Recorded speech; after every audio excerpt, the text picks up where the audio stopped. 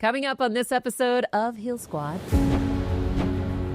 Nobody believed that eyebrow service could be a business. I believe that was the foundation of the makeup business. Nobody saw it that way, but I proved that I was right. If he wasn't like that, would you have activated as quickly as you did and been as successful as you were if you didn't want to get out of your home? We never had time to sit and cry and, oh my God, what's happened, poor us. And no, we had to figure out, you had to survive, and you moved on. What about your brows? Who does your brows? I am the only one that does my brows. No way, you've never trusted anybody. Are you kidding me? Everybody is so nervous when they do my makeup. When you look back, would you do anything differently?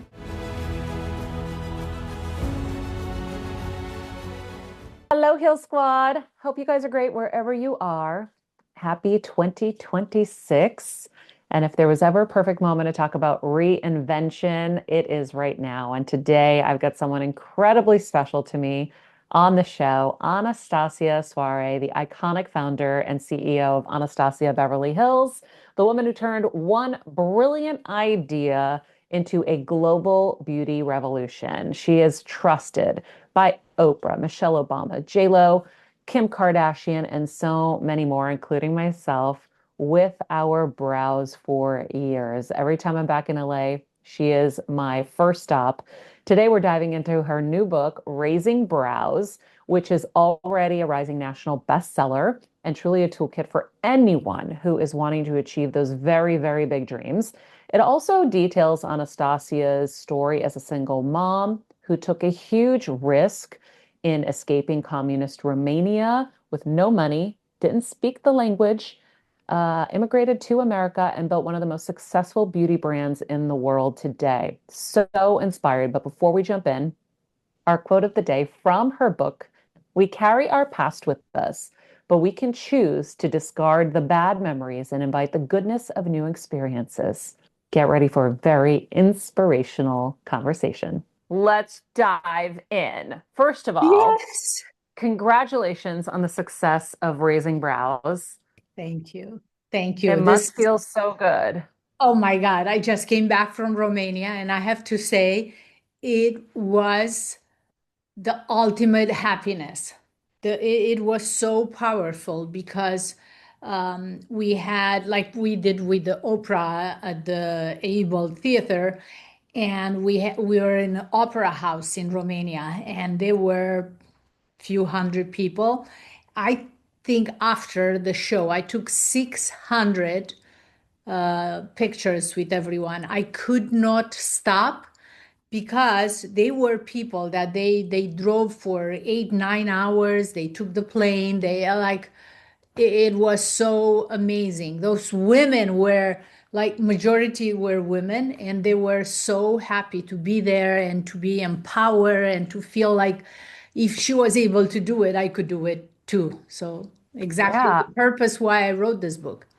I think that is so important that we have role models in this world. And when I got to host your book event in LA and introduce you and Oprah, I looked at my daughter and I said, these are the two most successful self-made women you'll ever meet.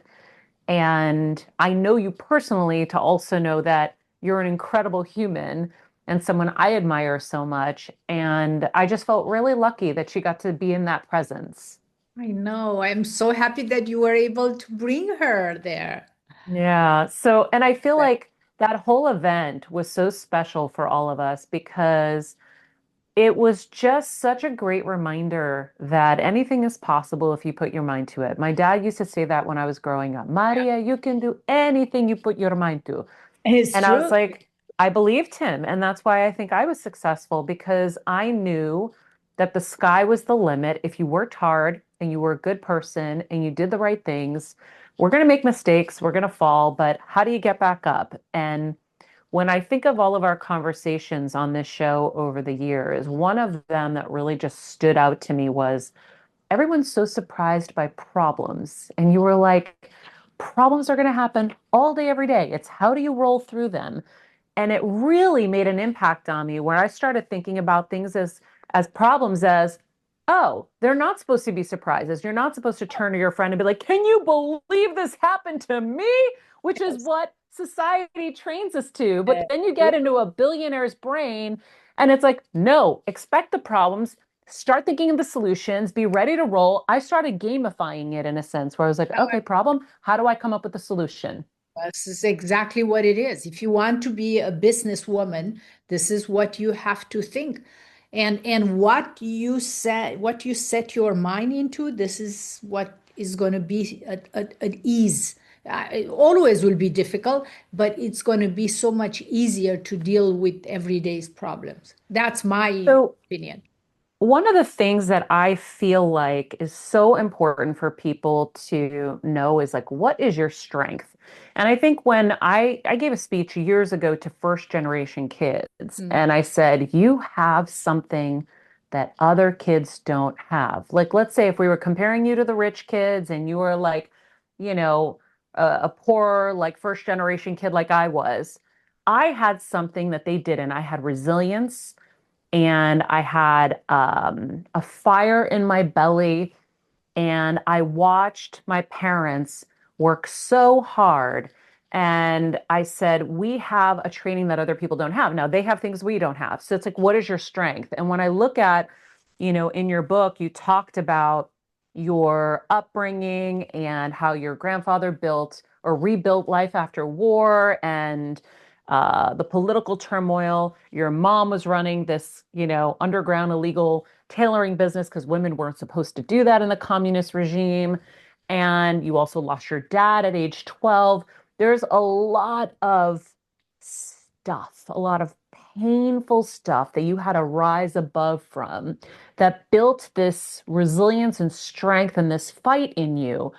I wonder, like, did you know it when it was happening, or do you think it just kind of is is something you keep getting through, and then you realize you look back and you're like, oh, I've gone through a lot of stuff. I can handle a lot. It's very interesting that you are saying that because writing this book really allowed me to look back because when everything happened, we never had time to sit and cry and oh my God, what's happened, poor us. And no, we had to figure out, you had to survive and you moved on because every day was another challenge. So it's almost like running the marathon. To be honest with you, we never had time to even complain about during that hard time in Romania, the communist regime. So I think it kind of embedded in myself all this. The problems are figure out and move on. We don't have time to cry. It's like I remember my grandmother, my mother going through all day long things that she needed to deal with and nobody cried, nobody was stressed. I didn't even know what stress when I came here and I heard, oh, I'm stressed. Like, what stress? You know what I mean? Yeah, You have to that's like figure my out. my third arm in life. You're just like, that just is. You have to survive. So you had to figure out. You had to find a solution to every problem. And we'll get into all the other stuff, but as I even just hear that, I Mhm. feel like I connect with that so much. And I think a lot of people do in our day and age now because life moves so fast. So And when I think about my life before brain tumor, it was moving at lightning speed, and I didn't have time to think about anything. And since in the last 7 years, my life has been a lot slower, a lot more thoughtful, and a lot more patient. And I've noticed a lot of things. I'm still noticing a lot of things. Have you, throughout the years, ever had time to think about any of the traumas that you've dealt with? I mean, look, you didn't even know what the word stress is. I'm sure you hear the word trauma and you're like, what's yeah. trauma? Like, that's just, again, a third arm. It's just part of my life. But have you ever investigated any of this and done any PTSD work or therapy? No, I never did that. Um, Coming to America, I should say maybe 15 years ago, I kind of became aware of what a trauma from your childhood and from, we never had that in Romania. When I grew up, probably right now they do have, they go to a therapist, they they try to deal with problems. But I think I wanted to knowledge. I looked back on my own life, my own childhood. There were a lot of events happen, but I acknowledged them and I moved on. I cannot, I don't even have time. I don't think it's worth it. The past is the past. I acknowledge the problems and I have to move on because I believe the past you cannot change. I want to live the moment. I want to live now. I want to enjoy my life now. I want to enjoy my family, my daughter, my mom, my everybody that is around me. I want to deal with the problems that I'm facing today and maybe plan for the future, but I'm not living in the future and I definitely not live in the past. I acknowledge, close the doors and move on. If I could change a behavior that probably because of my childhood kind of made an impact on me, I will change or I will try to change, but I cannot do too much. And the more you think about, I think the more you dive into this black hole and it's hard to get out. At least for me, I'm not saying anything about anyone else, but I don't allow my mind to go into the darkness. I'm enjoying the light. I'm enjoying the life that I have right now, and I build my life. And like I deserve to enjoy every single minute, you know? Yeah, I feel like that's such a great way to think about it and look at it. But I do wonder, are there things that have impacted you that have you behaving in a different way? Like, for example, do you know how your dad's death impacted you and what maybe you're doing today that is because of that? Oh, yes, of course, I know. I mean, I have a hard time committing to relationship because I was 12 years old, and obviously I thought he left me. You know, poor guy died, but he left me, and I had that anger, and I think getting, wiser, older, I felt like I made peace. I was able to kind of work with that. But I'm sure there are many things from my childhood that kind of made my life where I am who I am today. I mean, I watch my mother that I feel like I became my mother. Even if as a kid I resented her, she worked too much. She never took vacation. She was obsessed with her work. She was so competitive. She wanted to be always the best. She wanted to have the best house. She was the first one in town having um, um, a bathroom, proper bathroom with a central heating. She took a guy from Germany to install this equipment, and she every 2 years she will have a guy painting everything, the house and changing the furniture, and then she will have all her clients or her friend coming, almost like was a museum. So that was my mother, okay? And believe it or not, I feel like I'm turning into my mother. Gonna say you're describing yourself competitive, I so know. hardworking. I Your know. homes are beautiful. Yes, I know. It's so crazy. But here's the thing that's so important that you said. The idea is, and I had a Reiki expert say this to me a long time ago when I was talking about problems I had with my brother and our Mhm. relationship. And she said, if he wasn't like that, would you have activated as quickly as you did and been as successful as you were if you didn't want to get out of your home? And I said, you're so right. So Yeah. what I look at with all the difficulties is they pushed me to my greatness. Yes, it sucks that you have to go through these painful things, Yeah. but let's look at it in a different way. Your pain could be your power. Your difficulties could be your greatest asset. Instead of dwelling on them, we can use them. Oh, for sure. There are lessons you need to learn from, and you turn into your advantage everything. That's at least this is how I try to lead my life. every single thing that for me it's hard even to say every trauma that I went through, because I don't Hmm. that was life to me, you know. Yeah, Everything that I learned made me who I am today, you know. but I get it because my dad's turning 81 or Oh, turned 81, and my dad doesn't know about trauma yes, or.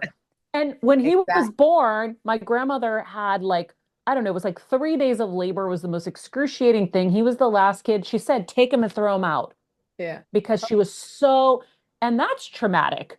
very. But my dad's not running around saying I have trauma. He's running around drinking his glass of wine, dancing, singing, fixing things, building things. He's Mhm. focusing on the now like you Yes, are.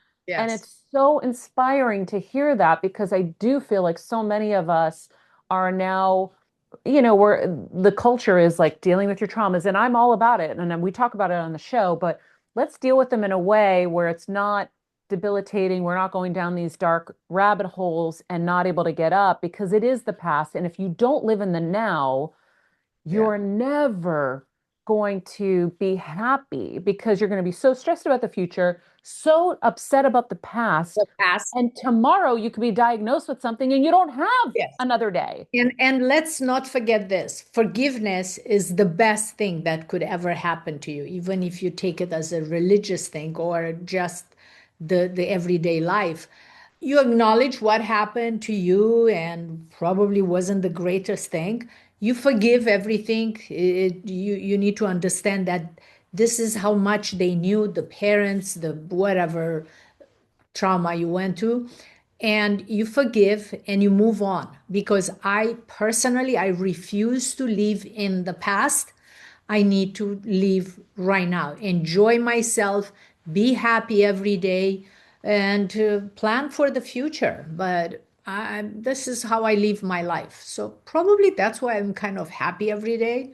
Yeah, for sure. Yeah. But have there been moments where you've had to forgive somebody? Like, Of do you feel course. like, Oh, of course, of course. yeah, But this is how I live my life. Like if I will do something and it's something that I feel like the other person or a situation it's harming, I will do everything in my power to be a good person, to do good things. Let's say a friendship or whatever it is. And once that is gone, it's easy for me to forgive the other person because I know deep inside I've done everything possible to have a good relationship or to fix something. And if didn't happen not because I was the cause. Do you know what I mean? yeah, So for it's sure. easier for me to deal, close the door and move on. I forgive you, but I'm going to move on. I don't need to think again about this. Yeah. The other thing that's really hard for people when they listen to something like this is, a lot of people are having a lot of tough times. Like, the entertainment industry is having a hard time. There's so many businesses that are suffering and people are suffering. And I Yes. feel like we always talk to someone after they've become a billionaire or a success story. And it can be almost like packaged in a way that is unrealistic in their minds because they're like, well, did they ever fall? Did they ever suffer? Was it ever hard? So Yeah. what do you say Every to day is people? hard, but every day is hard, Maria. But that's, I think this is life. Every day it's hard, but you should, I personally, I look at this is life. I need to go through this. If I could solve it, I will put 100% of my power to solve it. If I cannot solve it, be it. I cannot, Einstein, I cannot fix everything. I don't know everything, but I Hmm. try my best. Sometimes I think, oh, maybe I wasn't the best mom. But you know what? I try my best. Yeah, So I cannot beat myself. that's true. We do the best we can with what we have in the moments. Yes. So when you look back, Mhm. would you do anything differently? I don't think so because it's my life. I mean, I tried to do the best I could, and it is what it is. I mean, I was talking when I went to Romania. I was talking with in one interview. They asked me when I left, and I left 4 months before the fall of communism. I waited for my passport 2 years and a half. They didn't want to give me the passport, the Romanian passport, to leave the country. If they will wait 4 more months to give me the passport, maybe I will never leave Romania. So maybe I will still be with my family. There were advantages and disadvantages, you know. I'm Yeah. sure, knowing my personality, I will still do great things in Romania, but I will not have the opportunity that I have here. I came here, I built something incredible. I don't think I could do that in Romania, but I will have my whole family there. It will be a different way. I will not go through so much like I did here. Do you know what I mean? So Yeah. Yeah. it's hard to say. Different lives. And also, Always. it's so easy to look back and say, I would change this and this, but you dealt with things as they were coming up, and we all Yeah, do. So it's really hard to kind of have regrets, I feel like. I don't know, because we're smarter now, so it's not fair. yeah, yeah. We always, you have to give something to get something back in return. Life is Yeah, like a bank account. Whatever you put in, expect to get out. It's- totally. I know, because I even think of like in my industry, I had to be, in LA and on planes all the time. I sacrificed all the weddings, all the yes, christenings, all the family events. I wasn't able to exactly. be a part of those, but guess what? I'm getting to be a part of them now. And Yeah. so it is what it is. It's a trade-off. So in terms of like your business, you Mhm. were a single mom starting this very, very unheard of business. And you took a big risk to follow what you felt was something you wanted to do and you thought had potential. Will you share with everyone a little bit about kind of that beginning? Yes. So I tried to fix my own eyebrows. I was a victim of the 80s eyebrows, round and thin. And using the direction that my art teacher always said, if you want to draw a portrait and you want to change an emotion, you change eyebrows. And the study that we did of Leonardo da Vinci using golden ratio on all his work and study of the body and the face of humans, and I fixed my eyebrows, and I thought that was an Erica moment. And I start sharing. I was so excited. I start sharing with my clients, and I really believe that eyebrows was so important, and nobody paid attention in the 90s. And even so, nobody believed that eyebrow service could be a business. I believed in it. I believed that that was the foundation of the makeup business, the beauty business, which nobody saw it that way, but I proved that I was right. Yeah. And it's kind of incredible because if someone told you today, I'm going to be a billionaire making eyebrows, people are like, well, how much are you going to charge for eyebrows? Like, how are you going to do this? But you can't look at it that way. You have to follow your passion first, right? Yes, it wasn't about, I never thought that, oh my God, I'm going to build this $1 billion business. It was a passion. I believed in it. It was authentic.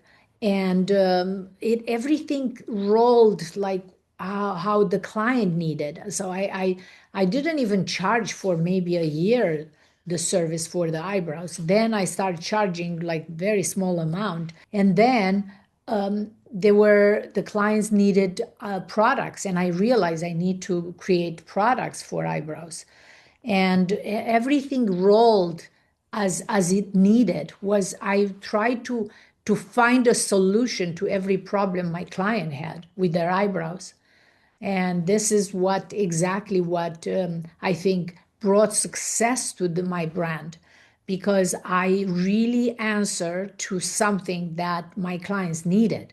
They needed the products. They needed something to create a perfect look that will bring harmony to their face.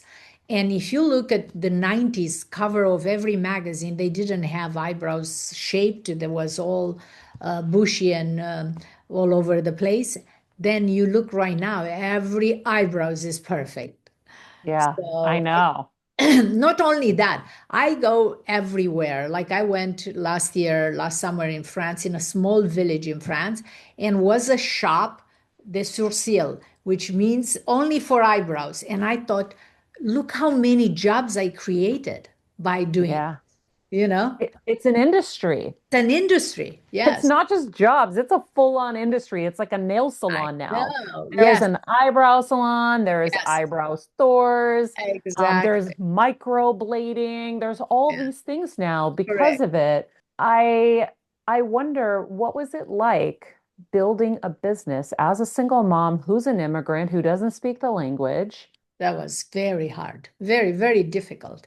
It was very difficult, but in my mind, constantly, every day was I came in this country, I sacrificed so much, but I need to do something. I need to create something. I need to prove myself that I'm capable of doing something. And I started the eyebrow and rented a small room in a beauty salon and trying to do service every day. I was thinking, what can I do to grow, to do more?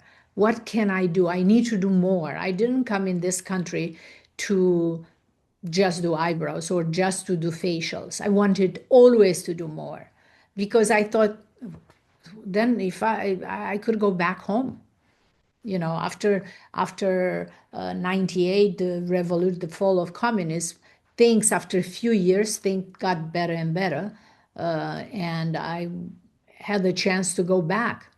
And actually, in 94, believe it or not, I thought I would go back after the earthquake here. My apartment was destroyed, totally destroyed. I was so Oh, afraid wow. of the earthquake. And I went there, and after 10 days, I thought, no, I can't live here anymore. It's not, no, I need to do something. I'm going to go back to LA and start. And I opened the salon. How That was did you do it as a single mom? Because your mom wasn't able to come here right away. No, she came in 92 and she used to come Okay. every 6 months, every 4 months, back and forth. And, I mean, my daughter spent a lot of time by herself. Of course, I felt guilty, but that's why I started working with her. I enticed her to get part-time jobs when she was in school for her gas or for extra money, just because I wanted her to be in the salon to watch her and to be under my supervision.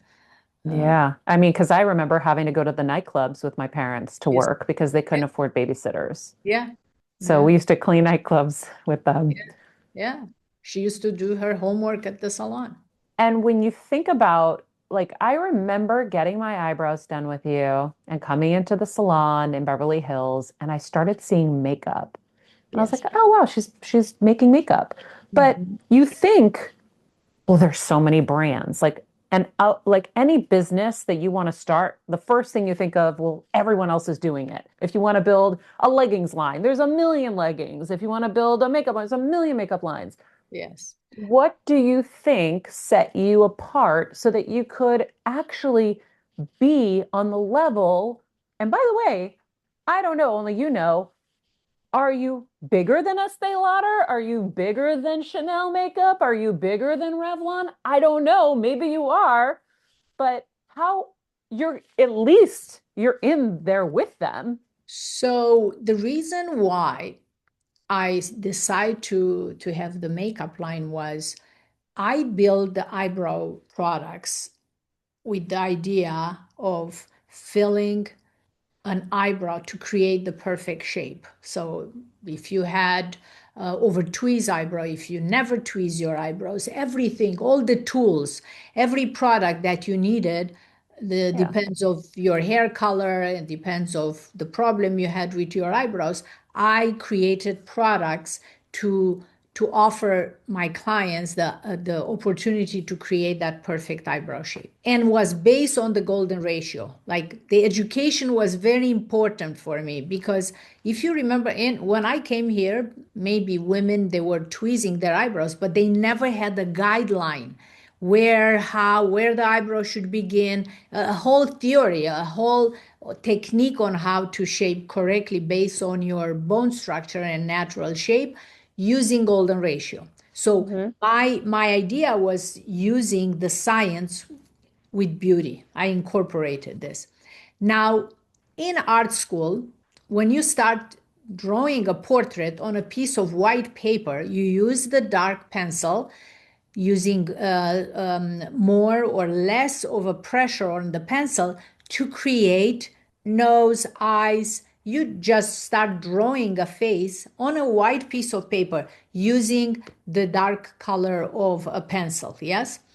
So when I start doing eyebrows and creating makeup, I thought I used to ask my daughter and the people that my education team, like, why we use makeup. I needed to find an answer. I wanted myself to understand, and I wanted my clients to understand and to give them a technique and a theory, because everybody was in the 90s was using makeup just because I've seen my mother using lipstick and mascara and blush. And so I wanted to create not an understanding. Why do I need to use makeup and where do I use makeup?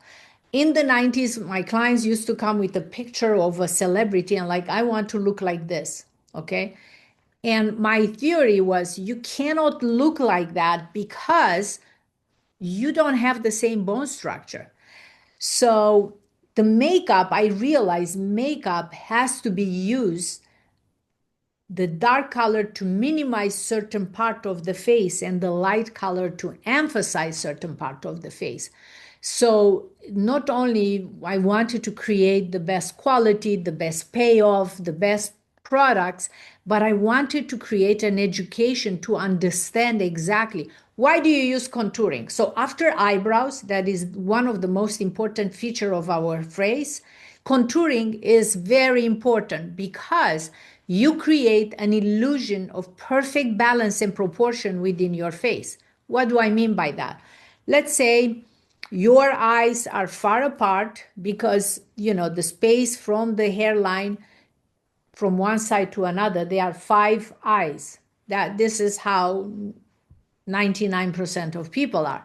So if you have big eyes, sometimes you have far away eyes, the eyebrow needs to be a little bit closer to give an illusion of better balance. Otherwise, if you have far away eyes and you tweeze a lot of your eyebrows, your eyes will look far apart. If you use the eyebrow a little bit in, then it's much more balanced there. Then, if you have small nose bridge or wider nose bridge with contouring, you could create a perfect nose bridge. If you have longer nose, shorter nose with contouring, you could create that illusion of perfect balance. So it was important for me to not only create the products, but to educate the client why we need to do it. And then the perfect timing was with the Instagram, that people with the selfie, people it was easier for us to teach the clients, to teach people how to use it. And the selfie mode, again, was I want to look the best version of myself. I don't need to look like somebody else. So I think was timing as well, but that's why to give you an answer, that's why I decide to jump on makeup and making makeup products, because to me, all these products will help my client to achieve that perfect balance and proportion with their face using correctly the makeup. I don't think I remember this now, but I'm remembering. Uh-huh. Maybe I'm incorrect. Were you the first to build contour kits? We put a contour kit in 2014 together. We are not the first one to talk about contouring, like Kevin O'Quan talk about contouring. Kim Kardashian used to talk about contouring. But what we did, we put in a palette 3 colors of contouring and bronzer and highlighters, shimmer and banana color and vanilla. So we put together and we brought a lot of attention to the customers that contouring is very important. So I think because of the Instagram, we were the first beauty brand with a present on Instagram.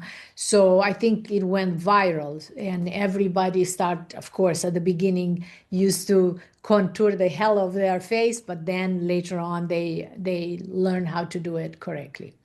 Well, I think it's fascinating because, again, when you think about the fact that you were building a brand Yes. and there were these massive brands that were already built out there, again, you didn't look at anybody else. You were thinking of what you were doing and what was important to you. And what was important to you was education.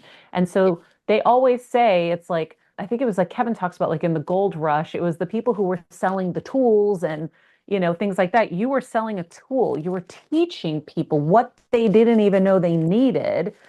And when you think about it, what I've learned about contouring and makeup is when you put foundation on, you Yes. are erasing your body, your face's natural contour.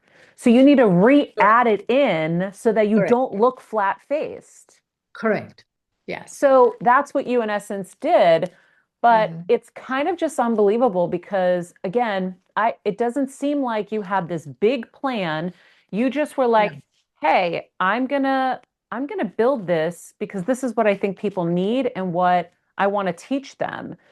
And look at what happened to your business. I mean, it's exploded. And one of the other things that I always share with people, and even before you went out on stage, I go, remember to tell them this. The thing that is so important is, and a lot of people miss the boat on this.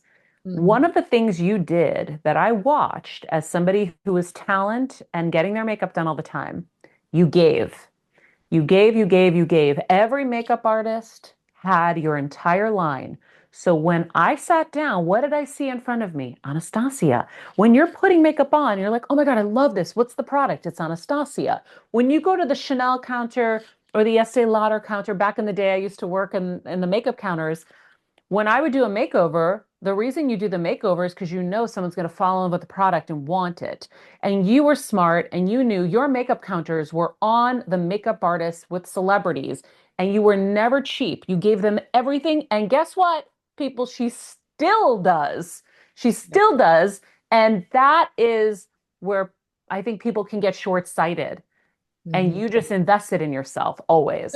So what I believed when we start creating the makeup, obviously the eyebrows were pioneer.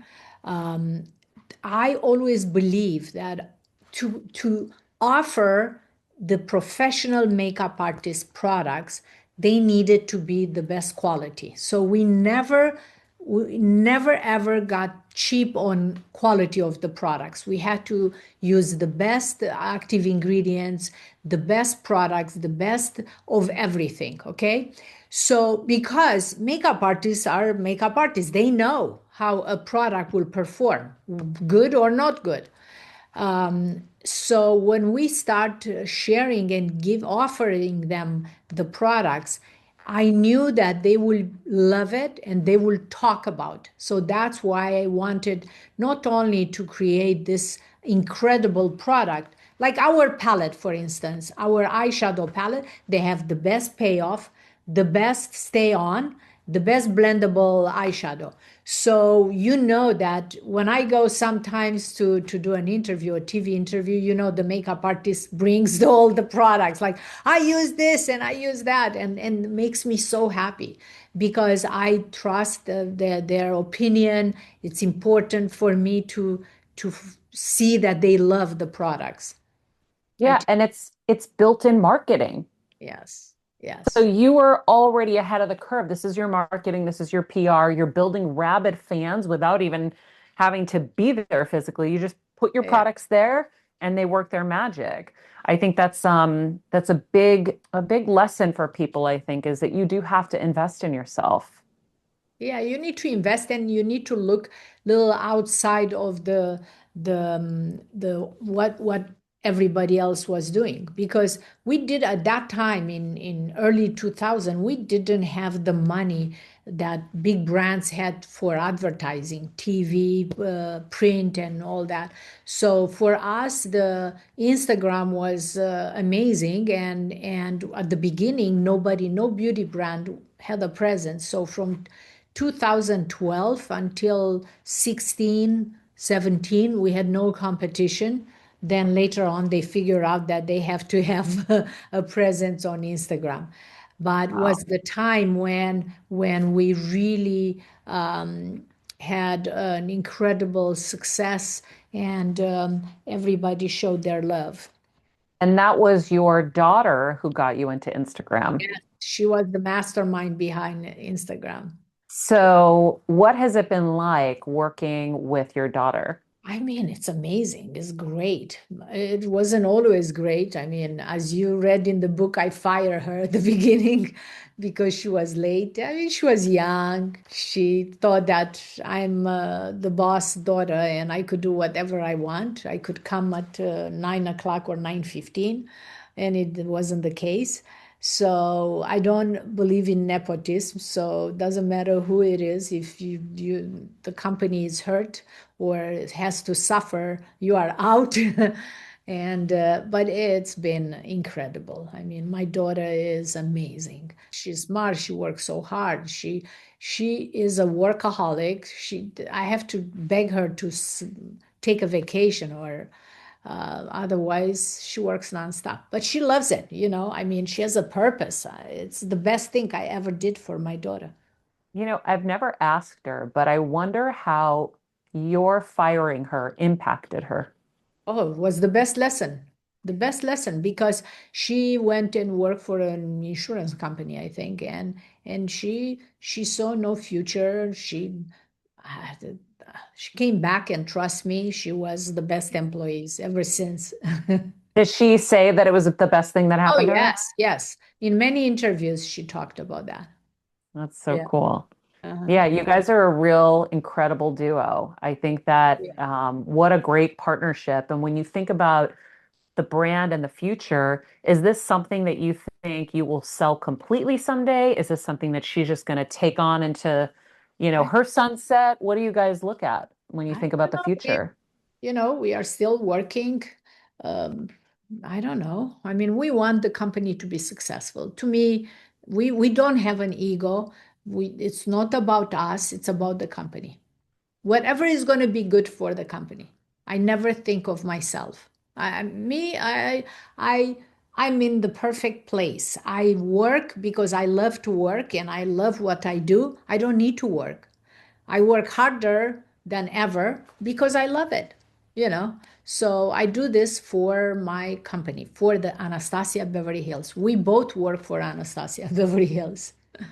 What do you think about the makeup industry right now and the beauty industry? I think all of us, we are going through a very difficult time because the tariffs and the inflation. Mm. Um, People, I mean, need to eat first and then use makeup. But the good part about the makeup is we all need to feel good, even if you have a bad day. You take a shower, you put your makeup, you do your hair, and it puts you in a good mood. I need to do this. All women need to do this. I think is very important for us. But it's difficult. It's not easy because of the tariffs. We'll spend so much more money this year and next year. Um, but we are trying to figure that out. When you look at the trends right now, what do people need to look at and grab onto? I think the trends are so many right now, but the best trend is learning how to use makeup to blend well, to know exactly what you want to enhance within your face. The good part is that there are so many tutorial that people like when I started in 1990, everybody was getting their makeup done. They used to go to department stores. There are not that many makeup artists. Think about it. They used to go to Neiman Marcus or Saks. They got their makeup done if they went to an event or a Golden Globe or a party. Yes. Now, with the help of Instagram, everybody learn to do their own makeup and their own hair, but makeup for sure. Everybody is using makeup every day. You don't show up anywhere if you don't wear makeup. Last night I went to a party for a movie, and was kind of very interesting. One bottle after another one, with Leo DiCaprio and everybody in the industry. The giants in the movie industry were there, and their wives, and a lot of actresses, and everybody was beautifully done, hair and makeup, and it was nice to see that. I feel like makeup is shifting a little bit to more minimalistic makeup. Do you think that you see that a lot? Well, Like for the everyday? yeah, every day. I mean, let's face it, we were talking about the 2018, 19, when they used to wear so much heavy makeup. Now, the makeup, it's blend better. They know how to use it. They learn. People practice and they know how to do it. You know what I Yeah. mean? Do you still have your makeup done or do you do it? No, I do my own makeup and my own Always. always. I don't Your have the hair too? patience. Yes. Oh, I could do my hair so fast. I No didn't even do way. anything. I would just woke up like that. Oh Um, my God. yeah, but I could do my hair.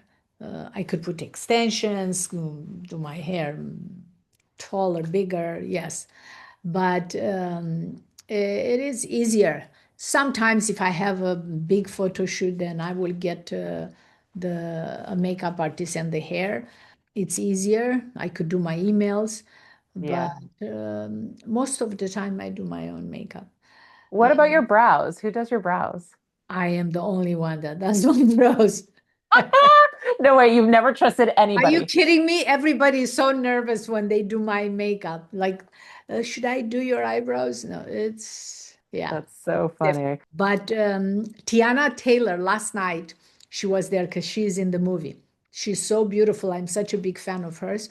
So I introduced myself, and she's like, "Oh my God, do you see this face? Everything is Anastasia." Ah, that's so great. So cute. She's so beautiful. I mean, I yeah, know. I mean, I look at my kit, it's the same thing. Like that bronzing contour kit is the best. I use it on my eyes, I use it on yeah. everything. But your new microblade Oh, that's the best. eyebrow thing, holy Yeah, moly. yeah, that's Oh, amazing. I'm very um, proud of that product. yeah, like what do you see it like do you look down the pike and say like this is where I want to take this company? Like are there spaces that you're thinking of that you want to go to next? Like are there any innovations? But you have to understand one thing. Every day I think of innovating something else. And what when you talk about innovation, there are ideas. I mean, I do eyebrows, I understand what is needed. In the same time, you need to have technology that changes. For instance, this micro stroke pencil that you are talking about, in 2000, I had a pen like that, okay? The technology wasn't sophisticated enough. They didn't have a brush. They had the felt tip. Yes, that was the eyeliner we used to Remember? use. Yes, Because but I'm I like, have wait, one. this we've had this all along, but Yeah, it's interesting to hear the backstory. but I had the for the eyebrows. First of all, the felt when you use on eyebrows your own oil from your sebum blocks the ink and was not performing well, the felt tip. Then, I should say 6, 7 years ago, we came out with the brow pen. They finally were able to put. I found a company that had a brush. Now the brush was very thick and the ink flow was a lot. So for everyday consumer was very difficult to use. Professional was easier. For me was easier. For makeup artists was easier. But for everyday consumer wasn't that easy.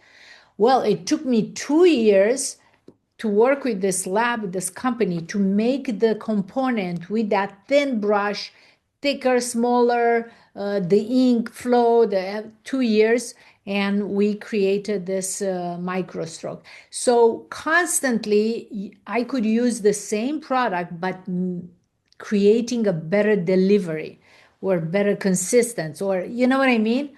Wow. Uh, so okay, I'm constantly thinking, working with labs. Sometimes I will work for years on a project and I'm not happy. I will not launch the product. So it's a work. It's a constant work. It never stops, but I love it. I'm excited to bring innovation. This is, as you know, our brand is constant innovate. Always, always. Yeah. When someone climbs to the top of the mountain Hmm. Yes. and you are, I think, at the top of the mountain. I'm sure there's other mountains in your mind, but to us, you're at the top of the mountain. What do you see? What do we need to know? I'm still climbing. I'm still, you will never stop because the bigger you grow, the more work is, the more things you have to do. You have more employees. It's not about me right now. It's about the weight that I have for all these people. They have family. You know what I mean? It's a tough job constantly. And you So, constantly have competition. I mean, when I started, nobody had a line of eyebrow products. Right now, everybody has eyebrow products. Yeah. do you ever get exhausted? I mean, I look at you, you're traveling here, you're traveling there. Yeah. Are you ever exhausted? No, I'm not. I mean, I was in Romania. Superhuman, 20, guys. no, 24, 5th, 6th, 7, 4 days. I'm not exaggerating. I will wake up. I mean, I will wake up 7:30, 8 o'clock, get on hair and makeup and getting dressed. I will start interviews after interviews. I mean, because I stayed there only 4 days, I can't even tell you the schedule.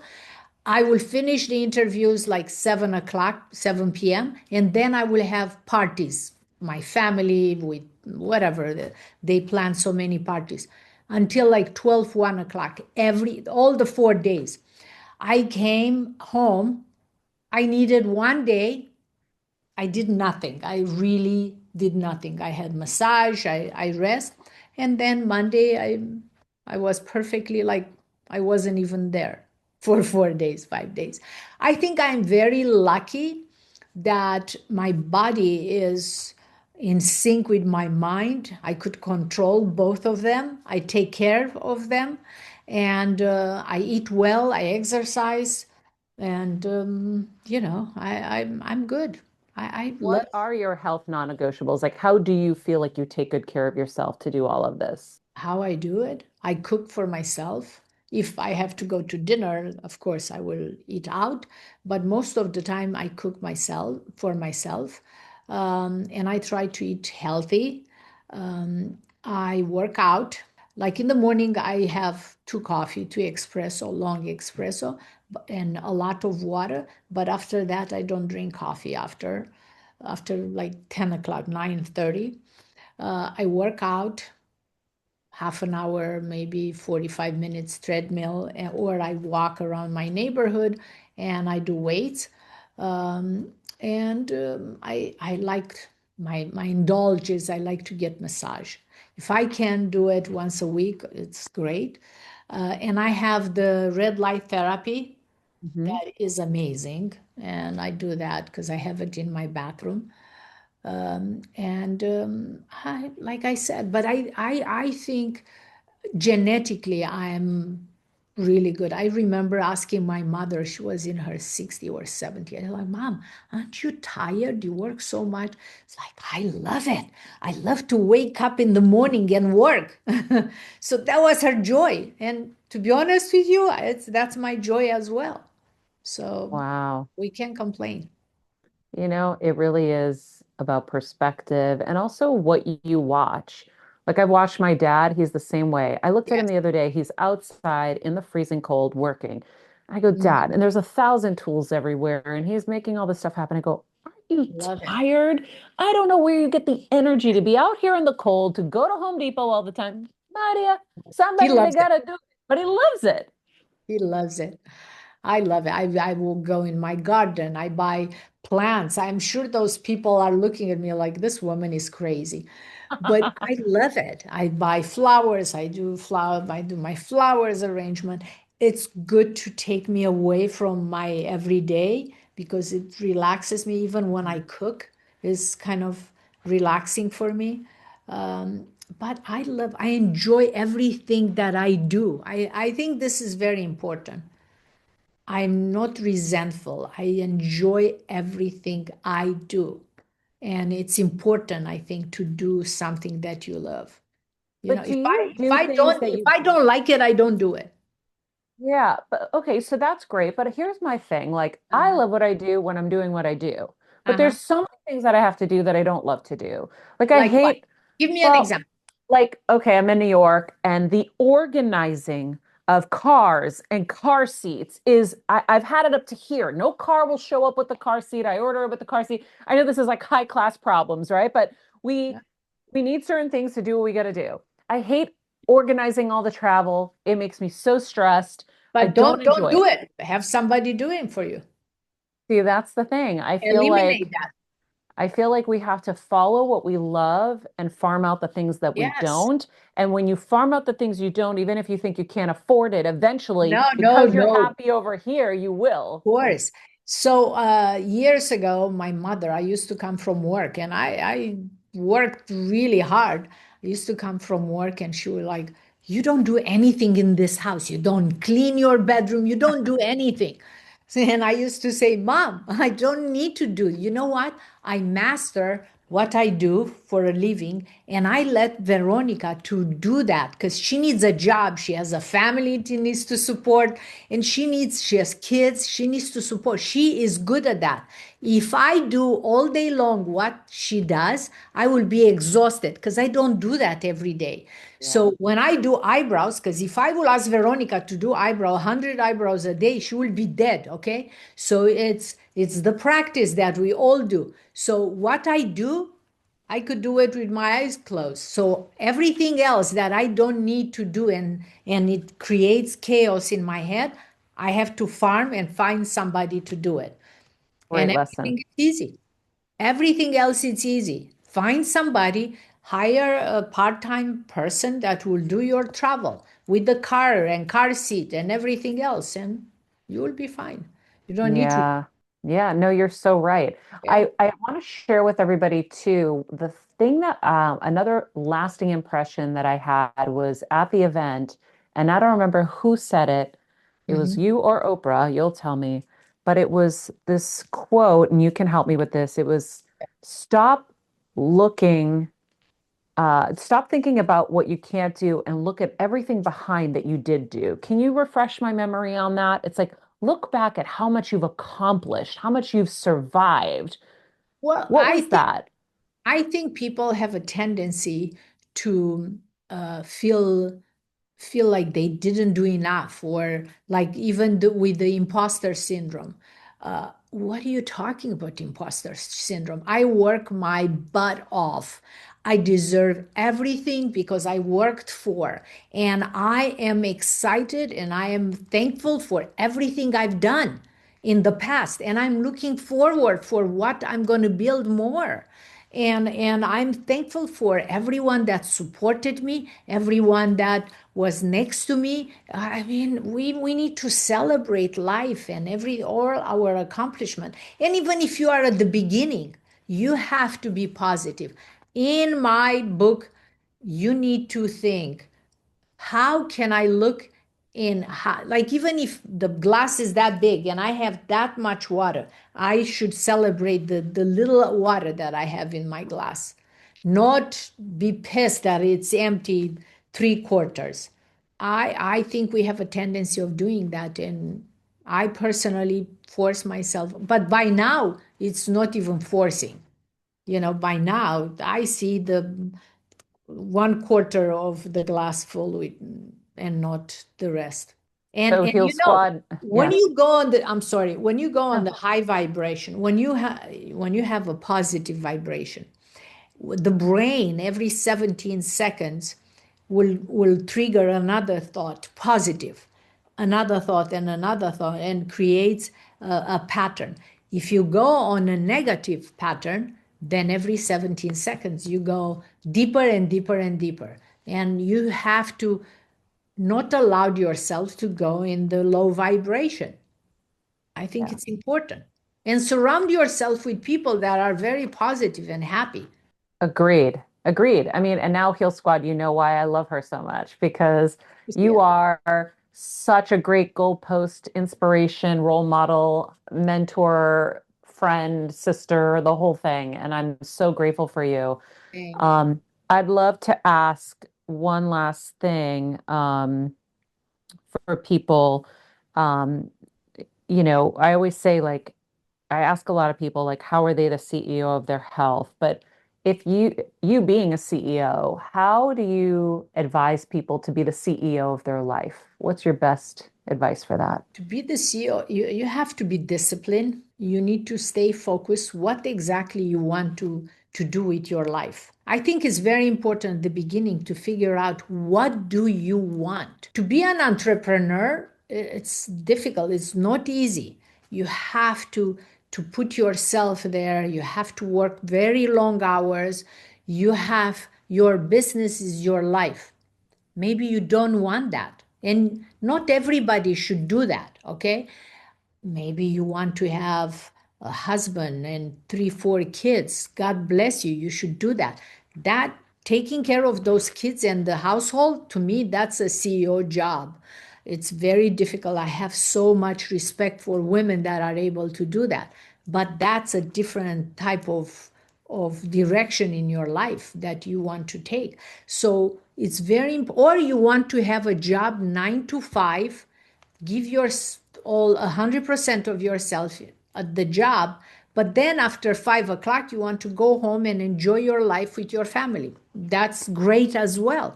So you need to figure out what exactly you want to do, because if you think, oh, I want to be successful, I want to have my own company, but please think about how many sacrifices you need to make.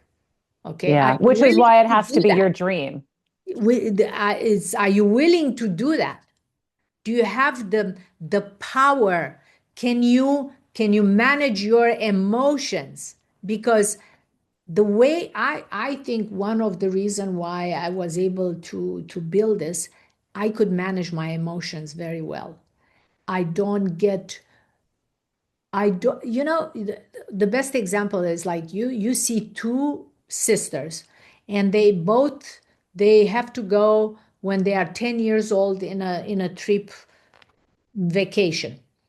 One of the girl is happy, that was me, happy that I am going and I will explore, I will hike the mountains. My sister will be, oh my God, she left me, my mom, I don't, I'm crying. So they are both in the same household, but the emotions are totally different. Hmm. Do you know what I mean? So again, I think it's important how tough skin you have, in another word, because if you are an entrepreneur, you need to have a tough skin. You need to. There are moments when I've been in meetings and thought, wow, if I didn't grow up in Romania and I build this tough armor on me, this will be a crushing moment. But it didn't crush me because I had to win. So again, you need to figure out, to be the CEO of your life, figure out exactly what do you want to put in. And then it's easier. Be determined, be organized, and discipline. I think discipline is very important to be the CEO of your life with everything, not only your career, your everyday life. Yeah, Learn how to say no. Learn how to say, you know what, I don't know, can you help me? Those are very important traits that you have to own them. And absolutely. another important thing is, if you are surrounded by people that you feel like they don't bring anything to your life, it's like, learn how to separate, learn how to say, this is this what it works for me. I want to be surrounded by people that will kind of make me feel like I'm going to go and do something today or tomorrow, or I don't need to be surrounded by people that they kind of suck my energy. Yeah, Don't you think? 100%, all of it, Yeah, learn how to 100%. say no. Learn how to say no. Yeah, Very powerful. it's nothing wrong with that. Absolutely nothing wrong with that. They could be your friends, they could be part of your family, they could, but you should, like, this is, I have to have boundaries. My persona is more important, and this is what I need. Yeah, because ultimately it's our journey. It's your journey. Nobody, you don't owe anything to anyone. I love it. Anastasia, I love you. I'm so grateful for Thank you. you in my Thank you. life as a friend and as an inspiration. I'm so proud of this book and the success that you're having as a bestseller. Guys, the book is called Raising Brows. We'll put all of the links for everything that you need in the description of this episode.